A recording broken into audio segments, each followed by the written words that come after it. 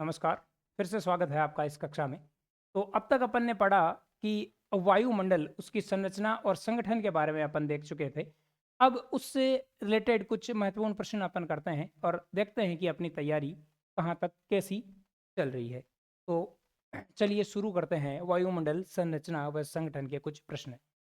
वायुमंडल का द्रव्यमान जो है वह है, वायुमंडल का 99% द्रव्यमान पृथ्वी की सतह से कितनी ऊंचाई तक पाया जाता है। पहला ऑप्शन है अपने पास 480 किलोमीटर, दूसरा है 100 किलोमीटर, तीसरा है 32 किलोमीटर तथा चौथा है 50 किलोमीटर। आप कमेंट बॉक्स में इसका आंसर जरूर करिए और देखिए कि आपकी तैयारी कैसी चल रही है। तो इसका सही उत्तर है 32 किलोमीटर तक।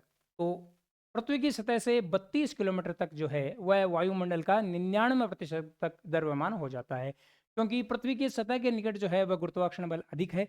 इसी के कारण यह वायु को जो है पृथ्वी के वायुमंडल में वायु जो है और अन्य गैसें हैं उनको बनाए रखता है। तो 99% द्रव्यमान कहाँ तक हो जाता है? 32 किलोमीटर तक हो जाता है। अगला अपन देखते हैं, निम्नलिखित में से कौन सी गैस वायुमंडल में तीसरी सबसे अधिक मात्रा में पाई जाती है? कौन सी गैस है? ऑक्सीजन, नाइट्रोजन, आर्गन या कार्बन डाइऑक्साइड। तो कौन सी गैस है जो तीसरी सबसे अधिक मात्रा में पाई जाती है? तो सबसे पहले अपन ने देखा था, आप पहले इसका आंसर जरूर कीजिए, आपके पास 5 सेकंड का समय है। कमेंट बॉक्स में आप दूसरे प्रश्न का उत्तर जरूर दीजिए।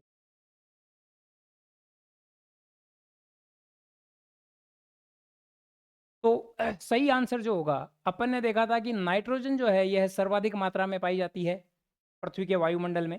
उसके बाद में अपन ने देखा कि ऑक्सीजन, और तीसरी सबसे अधिक गैस जो है जो पृथ्वी के वायुमंडल में पाई जाती है वह है ऑर्गन गैस, जो लगभग 0.93% पाई जाती है। कार्बन डाइऑक्साइड अपन देखें तो कार्बन डाइऑक्साइड की मात्रा 0.032% के लगभग पाई जाती है। तो तीसरी सबसे अधिक मात्रा में पाई जाने वाली गैस है आर्गन। विद्युत बल्ब में यह गैस देखी जाती है। अगला प्रश्न है कि ऊंचाई बढ़ने के साथ वायु दाब कम होने का मुख्य कारण क्या है? जैसे जैसे ऊंचाई बढ़ती जाती है वायु दाब कम होता जाता है, इसका कारण क्या है? पहला ऑप्शन है आपके पास गुरुत्वाकर्षण बल का प्रभाव कम होना, दूसरा है कि वायु के अणुओं की संख्या व घनत्व की कमी, तीसरा है तापमान में वृद्धि और चौथा है ऑक्सीजन की मात्रा में कमी। कमेंट बॉक्स में आप तीसरे प्रश्न का उत्तर दीजिए।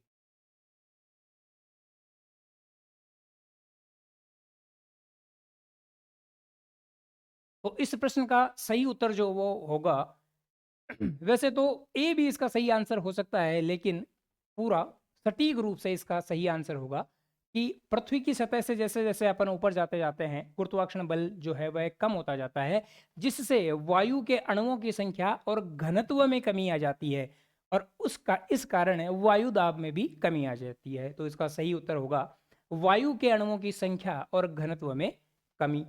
अगला प्रश्न है कि भूमध्य रेखा की तुलना में ध्रुवों पर जलवाष्प की मात्रा कम क्यों हो जाती है?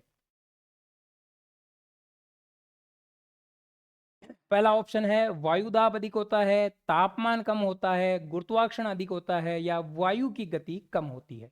कमेंट बॉक्स में चौथे प्रश्न का उत्तर दीजिए। आपके पास 5 सेकंड का समय है।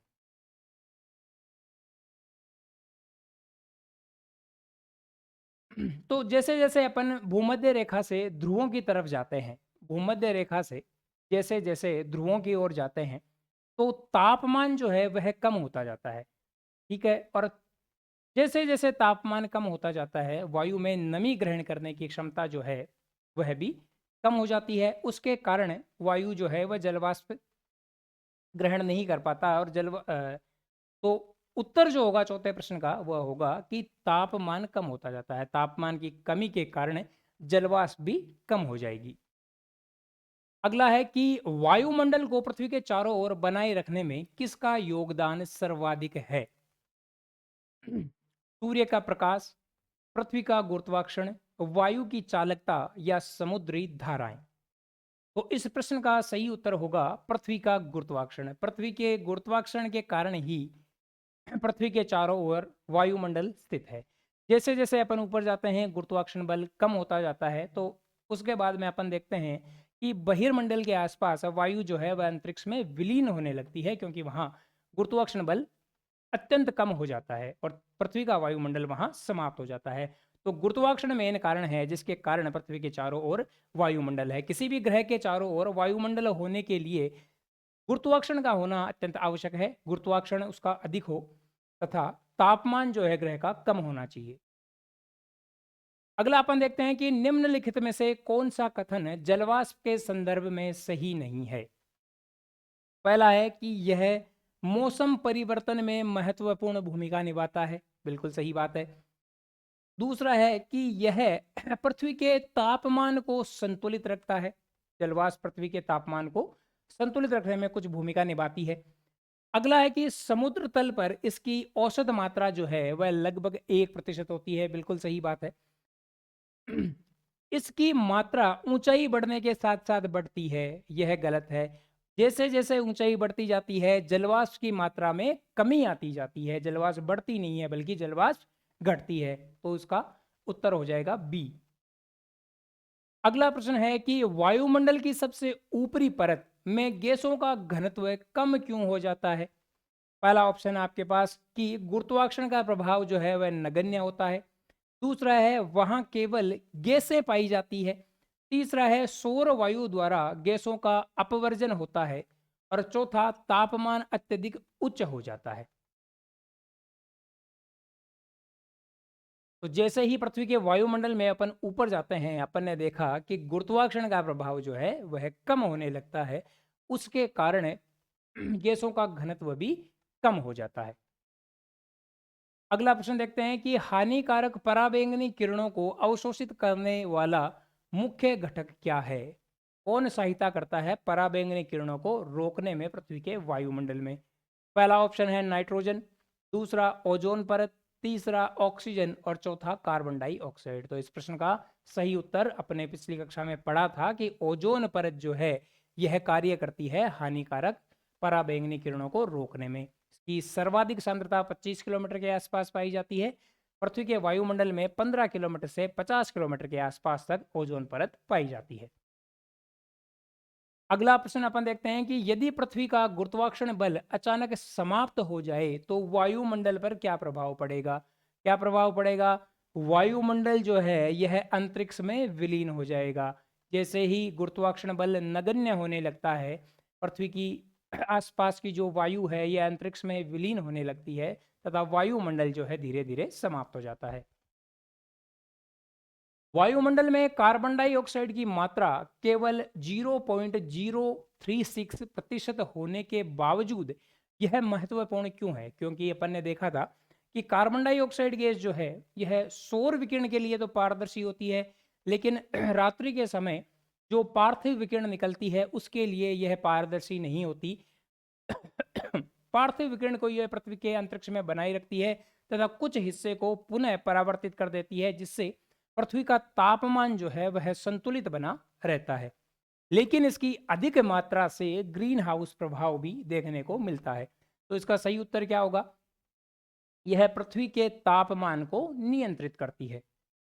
अगला प्रश्न देखते हैं कि ओजोन परत किस ऊंचाई पर स्थित होती है। कौन सी ऊंचाई पर स्थित होती है। सबसे अधिक ओजोन परत होती है 15 से 50 किलोमीटर के आसपास तक।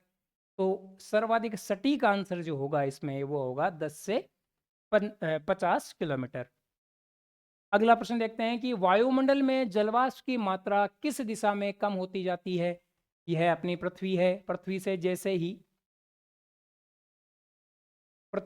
जैसे ही अपन भूमध्य रेखा की ओर भूमध्य रेखा से जैसे ही अपन ध्रुवों की ओर जाते हैं जलवाष्प की मात्रा कम होती जाती है।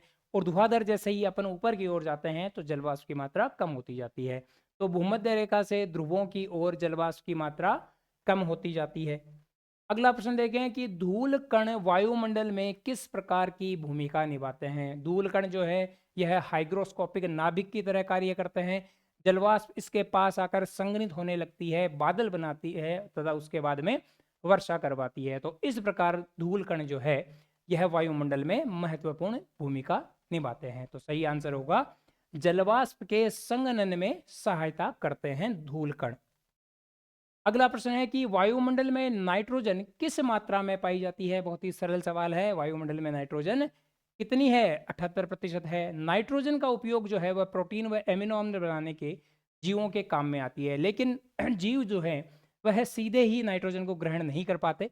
तो नाइट्रोजन चक्र के द्वारा नाइट्रोजन नाइट्रोजन यौगिकों में बदलती है। उन यौगिकों को ग्रहण कर जीव जंतु जो है वह नाइट्रोजन के द्वारा प्रोटीन व एमिनो अम्ल का निर्माण करते हैं।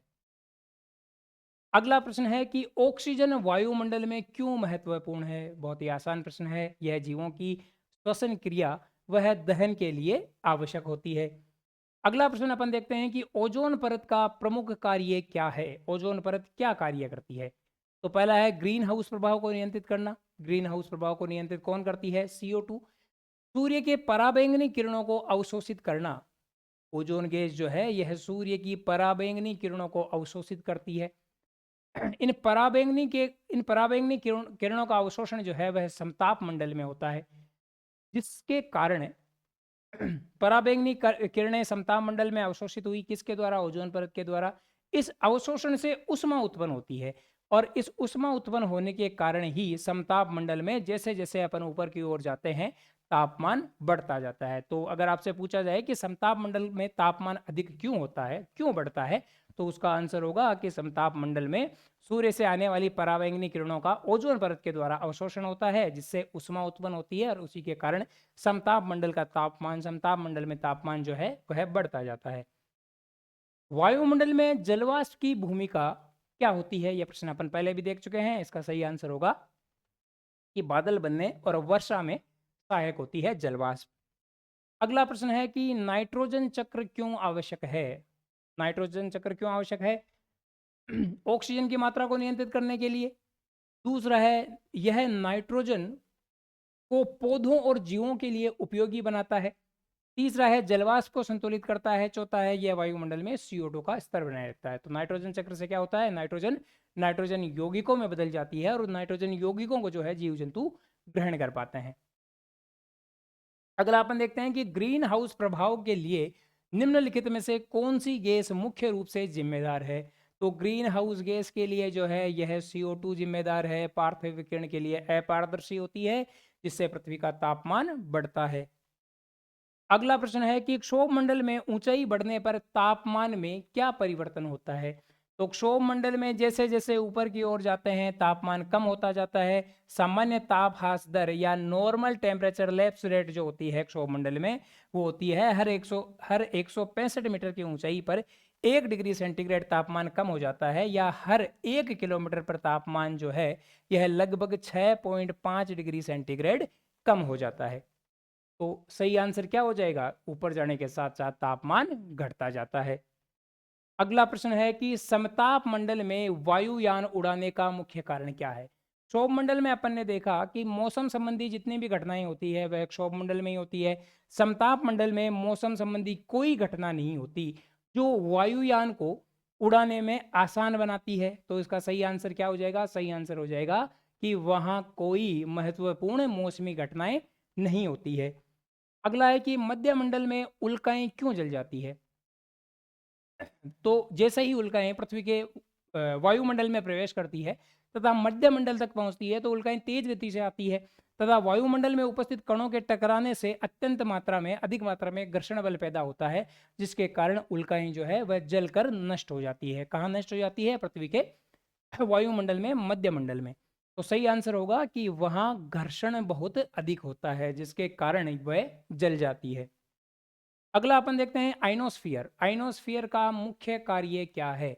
आइनोस्फियर का मुख्य कार्य क्या है कि जैसे ही रेडियो तरंगे आइनोस्फियर से टकराकर पुनः पृथ्वी परावर्तित होकर पुनः पृथ्वी पर लौटती है तथा रेडियो संचार को संभव बना पाती है। तो रेडियो तरंगों का परावर्तन करना किसका कार्य होता है? यह आइनोस्फियर का कार्य होता है। अगला प्रश्न है कि बाह्य मंडल की मुख्य विशेषता क्या होती है?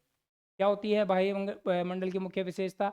जैसे जैसे ऊपर जाते हैं गुरुत्वाकर्षण बल कम हो जाता है और गैसों की जो सघनता है, घनत्व जो है वह भी कम हो जाता है। तो विशेषता हो जाएगी कि यहाँ गैसों की सघनता बहुत कम हो जाती है। टेम्परेचर जो है कितना पहुंच जाता है? लगभग 2500 डिग्री सेंटीग्रेड के आसपास टेम्परेचर पहुंच जाता है अपने एग्जोस्फीयर में। अगला प्रश्न है कि किस वायुमंडलीय परत में तापमान सबसे अधिक होता है? किस में होता है? क्षोभ मंडल, समताप मंडल, मध्य मंडल या उष्ण मंडल। तो क्षोभ मंडल में जैसे जैसे ऊपर जाते हैं टेम्परेचर कम होता है। समताप मंडल में जैसे जैसे ऊपर जाते हैं टेम्परेचर पुनः बढ़ के 0 डिग्री सेंटीग्रेड तक हो जाता है। क्षोभ मंडल में -80 तक चला जाता है, समताप मंडल में पुनः 0 तक आ जाता है। मध्य मंडल में तापमान पुनः घटता है और उष्ण मंडल में तापमान पुनः बढ़कर लगभग 2000 डिग्री सेल्सियस तक पहुंच जाता है। तो सही आंसर क्या हो जाएगा? उष्ण मंडल। तो इसी के साथ अपनी कक्षा ये यहाँ समाप्त होती है। एक और टॉपिक जियोग्राफी लैब असिस्टेंट के लिए पूरा करवाया जा चुका है। और जैसे कि अब होली आने वाली है तो आप सभी को बहुत बहुत होली की शुभकामनाएं। जय हिंद, जय भारत, धन्यवाद।